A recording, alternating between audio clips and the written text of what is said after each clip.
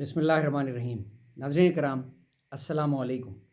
آج کی نشست میں انشاءاللہ سورہ المائدہ کی آیات 42 سے لے کے 47 تک کی تلاوت، سید ابو العلا مودودی کے تفہیم القرآن سے ان تمام آیات کا ترجمہ اور پھر انتہائی آسان اردو میں عمومی مفہوم پہ اپنے منظوم ترجمہ کا خلاصہ پیش کروں گا تاکہ تمام آیات آپ کو آسانی سے سمجھ میں آ جائے۔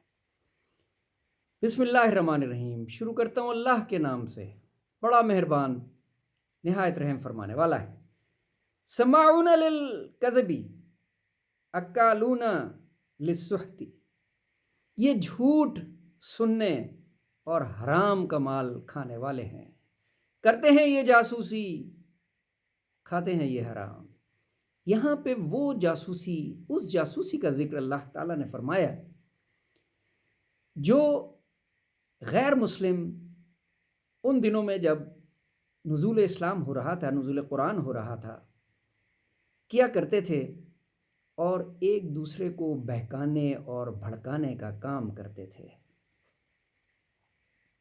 فَإِن جَاءُوكَ فَاحْكُم بَيْنَهُمْ أَوْ أَعْرِضْ عَنْهُمْ، لہٰذا اگر یہ تمہارے پاس اپنے مقدمات لے کر آئیں تو تمہیں اختیار دیا جاتا ہے کہ چاہو ان کا فیصلہ کرو یا پھر انکار کر دو۔ انکار کر دو تو یہ تمہارا کچھ بگاڑ نہیں سکتے، فیصلہ لیکن اللہ تعالیٰ نے اپنے پیارے نبی کو فرمایا کہ فیصلہ لیکن انصاف کے مطابق کرنا، خواہ تمہارا دشمن ہی کیوں نہ ہو۔ اور پھر ممکن ہے یہ نہ آئیں تمہارے پاس کیونکہ تورات ان کے پاس موجود ہے اور اس میں بھی وہی پیغام دیا گیا ہے جو میں نے اپنی تمام الہامی کتابوں میں دیا ہے۔ اور یہ تمہیں کیسے حکم بتاتے ہیں جبکہ ان کے پاس تو راہ موجود ہے جس میں اللہ کا حکم لکھا ہوا ہے۔ اِنَّا أَنزَلْنَا التَّوْرَاةَ فِيهَا هُدًى وَنُورٌ، ہم نے تو تورات نازل کی جس میں ہدایت اور روشنی تھی، پر مانتے نہیں۔ روشنی و ہدایت جو تورات میں ہے بہت سمجھاتے تھے انبیاء، علماء و مشائخ ان کو، تو ڈرنا نہیں ان سے، رب سے ہی ڈرتے رہنا۔ اللہ تعالیٰ نے بہت واضح کر دیا ان آیات میں کہ تورات میں جو پیغام دیا گیا تھا یہ اس کو نہیں مانتے تھے اور اس کے خلاف سازش کیا کرتے تھے، جاسوسی کیا کرتے تھے، جو لوگ مسلمان ہونا چاہتے تھے ان کو بہکاتے تھے، ان کو گمراہ کرتے تھے۔ تورات میں اللہ کے احکامات کو تبدیل کر دیا کرتے تھے۔ لہٰذا اللہ تعالیٰ نے اپنے پیارے نبی کو کہا کہ تم نے ان سے ڈرنا نہیں ہے اور اپنے رب سے ہی ڈرتے رہنا ہے، بس وہی بتانا لوگوں کو جو رب نے بتایا۔ یہ بہت اہم نقطہ ہے۔ اللہ تعالیٰ نے واضح کیا کہ میں نے تمام الہامی کتابوں میں ایک ہی پیغام دیا ہے، میرے تمام انبیاء کرام ایک ہی پیغام لے کر آئے ہیں، اس لیے تم جب قرآن کے ذریعے نازل ہونے والے پیغام ان لوگوں تک پہنچاؤ تو وہی پیغام دینا جو میں نے تمہیں بتایا ہے۔ یہ بات خاص طور پہ اللہ تعالیٰ نے اس لیے کہی ہے کیونکہ تورات کے پیغام کو، انجیل کے پیغام کو ان کے علماء کرام تبدیل کر دیا کرتے تھے۔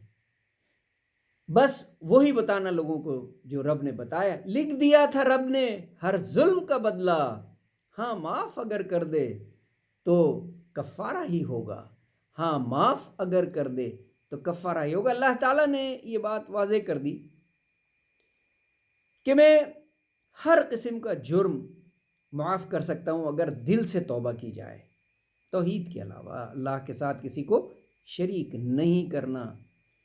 حکم بس وہی دینا جو رب نے بتایا ہے۔ عیسیٰ کو بھی تو بھیجا تھا، تورات میں تھا ذکر، انجیل لے کے آئے، تصدیق کی تورات کی۔ یہ بہت ہی خوبصورت نقطہ ہے۔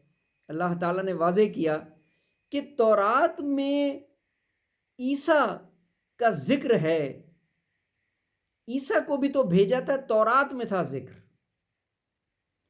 اور جب انجیل لے کر حضرت عیسیٰ آئے تو اس میں حضور پاک صلی اللہ علیہ وسلم کا بھی ذکر آ گیا، اور جب قرآن حکیم آیا تو اس میں تورات کا بھی ذکر آ گیا، حضرت موسیٰ کا بھی ذکر آ گیا، تمام انبیاء کرام کا ذکر آ گیا، انجیل کا بھی ذکر آ گیا، حضرت عیسیٰ کا بھی ذکر آئے۔ تو اللہ تعالیٰ نے اپنی تمام الہامی کتابوں میں ایک کے بعد جو دوسری کتاب آنے والی تھی اس میں آنے والے کا ذکر کر دیا۔ بدقسمتی سے اس وقت کے راہب اور ان مذاہب کے علماء نے اس چیزوں کو تسلیم نہیں کیا اور اپنی عوام تک وہ پیغام نہیں پہنچایا۔ اسی لیے اللہ تعالیٰ نے بار بار قرآن حکیم میں فرمایا کہ وہی پیغام دینا جو میں تمہیں کہہ رہا ہوں، جو میں تمہیں بتا رہا ہوں۔ اب چاہیے ان کو کہ حکم دیں رب کی رضا سے، اب چاہیے ان کو کہ حکم دیں رب کی رضا سے، بما انزل اللہ فاولئک هم الفاسقون، اور جو لوگ اللہ کے نازل کردہ قانون کے مطابق فیصلہ نہ کریں وہی فاسق ہیں۔ اللہ تعالیٰ نے جو سب سے زیادہ زور اگر کسی چیز پہ دیا ہے تو وہ انصاف کے قیام کے لیے دیا ہے۔ آج اگر عالم اسلام پستی کا شکار ہے تو اس کی سب سے بڑی وجہ یہی ہے کہ شاید ہمارا نظام انصاف کے عمل سے گریزاں ہے۔